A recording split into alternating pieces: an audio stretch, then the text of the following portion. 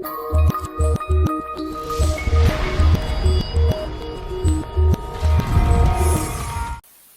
suis étudiant marocain majeur et je viens d'avoir ma carte F sur base du regroupement familial avec mon père, avec qui je suis de domicile. Un changement de domicile est-il possible sans affecter mon séjour? Oui. En fait, les conditions de dépendance sont à réunir pour pouvoir obtenir la carte. Donc, si on reprend de nouveau les petits schémas, donc on se trouve dans ce cas-ci, dans le cadre du regroupement familial, puisque vous avez une carte F, c'est que votre père est belge, vous êtes un enfant, et vous êtes un enfant majeur, donc vous avez démontré que vous étiez à charge de votre père, étant donné que vous faites des études et que vous ne travaillez pas, voilà. Et donc, vous avez eu votre carte F.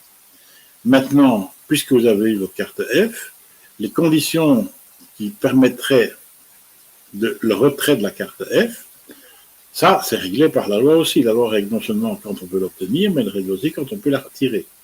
L'office étranger ne fait pas ce qu'il veut. Et donc, voilà, en cas de carte F, le séjour est conditionné, on est bien d'accord, donc elle pourrait éventuellement être retirée. Mais les conditions de retrait possibles, ce sont celles-ci. Fin du séjour du groupement européen, ça ne vous concerne pas, puisque votre père est belge. Départ du regroupement hors de Belgique, donc votre père quitterait la Belgique. Votre père décéderait dans la première année. Il n'y aurait plus de vie commune, mais ça concerne uniquement les couples mariés, mariés ou en cohabitation légale, ou vous devenez une charge déraisonnable pour l'État belge. Donc, si vous allez vivre ailleurs que chez votre père, il n'y a pas de problème, pour autant que vous n'alliez pas au CPAS, évidemment, parce que là, vous entrez dans une autre chose qui est d'être une charge déraisonnable pour l'État belge. Maintenant, si vous voulez avoir toutes les assurances et par précaution pour pouvoir démontrer que vous êtes toujours à charge de votre père, si vous allez habiter ailleurs et que vous louez un appartement, vous n'avez qu'à mettre le contrat de bail au nom de votre père. Comme ça, mettez le contrat de bail au nom de votre père et vous faites payer le bail par votre père.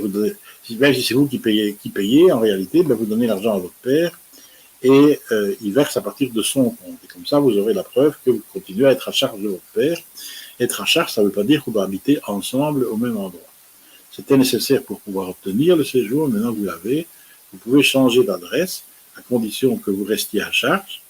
Et donc, là, et encore en plus, on vérifie, dans la pratique, on ne vérifie même pas, mais si vous voulez être tout à fait couvert par rapport à ça, vous mettez le contrat de bail au nom de votre père et vous faites en sorte que les paiements soient faits à partir de son compte.